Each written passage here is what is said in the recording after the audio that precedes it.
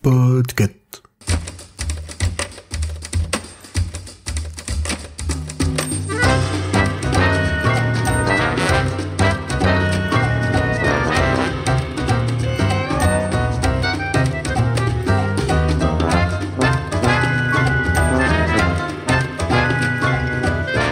Bonjour, bienvenue dans ce chapitre. Nous allons parler, comme le veut le protocole, de livres que l'on vous recommande chaudement. Pour ce premier épisode, c'est un peu méta, j'ai très envie de vous parler du cycle du cimetière des livres oubliés.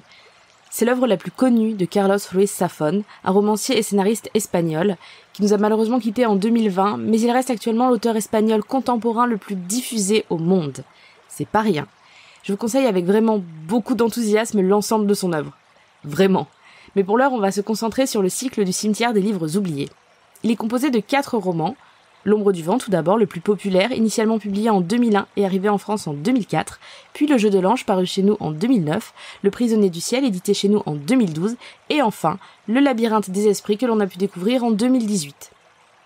Le but ici, ça va être de vous intriguer sans vous spoiler du tout. Il n'y aura pas de point spoil, de bouchez vos oreilles si vous n'avez pas lu, parce que je veux vraiment vous inviter à le lire, et pour moi, un des points forts de ce livre, c'est que je l'ai ouvert en me disant « Oh, ça a l'air bien !»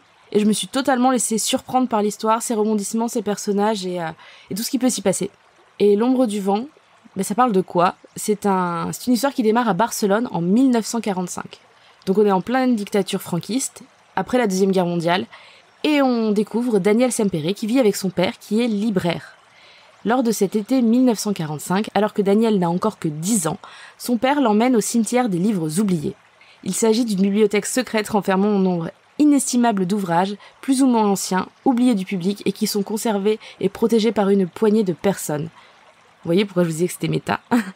Comme le veut la tradition, son père demande à Daniel, nouvel initié, de choisir un livre qui sera le sien et dont il devra prendre soin. Il choisit alors L'ombre du vent, de Julián Carax. Sa lecture du livre est incroyable, il est subjugué et ça l'intrigue, il veut lire le reste des publications de cet auteur. Et il fait chou blanc.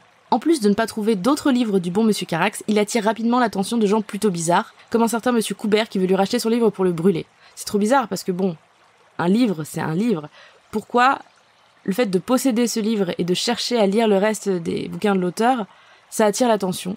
C'est ça qu'on va découvrir. Et sa quête de cet auteur oublié va l'amener à s'aventurer dans tous les recoins du Barcelone d'après-guerre pour découvrir au final bien plus que la bibliographie de Julián Carax. Et je m'arrêterai là pour le résumer parce que je veux vraiment pas vous en dire plus sur tous les protagonistes et antagonistes qu'il va y avoir.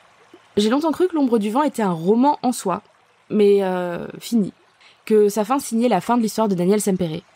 Et quelle a été ma surprise quand, quelques années plus tard, en déambulant à la Fnac de Limoges, un de mes loisirs préférés, genre quand il pleut ou que tes potes sont en retard, il s'agissait d'une trilogie en 2012. Et en réalité, maintenant, c'est une tétralogie puisqu'il y a en fait un dernier tome qui est donc sorti en 2018. Et honnêtement, j'ai relu L'ombre du vent par curiosité, et effectivement, si on le lit seul, c'est toujours très bien, ça se tient en soi. On peut s'arrêter sur cette fin. On suit une enquête mêlée d'histoires, la vraie histoire, l'Espagne de 1945, les années qui vont suivre, la dictature franquiste, et ça enrichit vraiment le roman. Ça apporte sa pierre à l'édifice, c'est pas juste une image de fond. Ça participe vraiment à créer une ambiance, cette ambiance perpétuellement tendue, d'une Barcelone où tout le monde se regarde, où la vie des habitants est pas forcément facile. Et les descriptions de l'auteur nous immergent vraiment dans tout ça, dès le début. Et j'ai beaucoup aimé en fait aussi le concept carrément du cimetière des livres oubliés, ça parle vraiment à mon imaginaire, l'idée d'une bibliothèque secrète et immense où les initiés protègent des livres que pour certains, eux seuls ont pu lire et connaître, un peu comme une bibliothèque d'Alexandrie souterraine dans la Barcelone d'après-guerre. Moi je trouve ça génial comme idée. Et Daniel Sempere en plus, c'est un personnage attachant. On le découvre quand il a 10 ans, et je vais pas vous mentir, au fur et à mesure des tomes de ce cycle, il grandit. Et j'ai beaucoup aimé suivre son évolution, suivre sa vie, jalonnée par tous les événements liés à L'ombre du vent et à tout ce que ça va entraîner. Son père est un personnage attachant, mais il y a aussi beaucoup de protagonistes et d'antagonistes qu'il va rencontrer, qui rentrent pas forcément dans la caricature, qui me rappellent un peu certains personnages d'Agatha Christie, des personnages forts, dont des fois des points de détail vont nous marquer plus que le personnage en lui-même. Par exemple, il y a un personnage qui sent la fumée et j'ai du mal à le détacher, à me souvenir de tout le reste de son background, mais ça m'avait marqué. On est vraiment porté par l'histoire et l'écriture est la traduction, ils font vraiment. Donc la traduction est pour les 3 premiers tomes de François Maspero, mais malheureusement, étant donné qu'il est décédé en 2015, soit 1 an avant la parution initiale du roman, c'est Marie Villa-Casas qui a traduit le dernier tome, et je trouve que les traductions sont d'une très grande qualité. On est vraiment pris dans cette description. Je peux pas vous dire si l'écriture initiale est bien, parce que moi je suis pas très forte en espagnol, je l'ai lu en VF. Mais voilà. De par le contexte historique et les histoires tragiques qui se développent un petit peu dans le roman, Daniel il est quand même orphelin de sa mère par exemple, c'est une lecture qui est teintée de beaucoup d'émotions. Toute la bibliographie de l'auteur a ce côté un peu parfois doux amer, parfois tout simplement tragique, et moi c'est quelque chose que j'apprécie. Bon, je préfère le préciser parce que bon, par exemple il y a des auteurs comme Catherine Pancol qui sont hauts en couleurs, là on est plutôt sur des couleurs plus effacées, plus en teinte de gris même parfois, mais ça fait vraiment le charme de la bibliographie de Carlos Ruiz Zafón.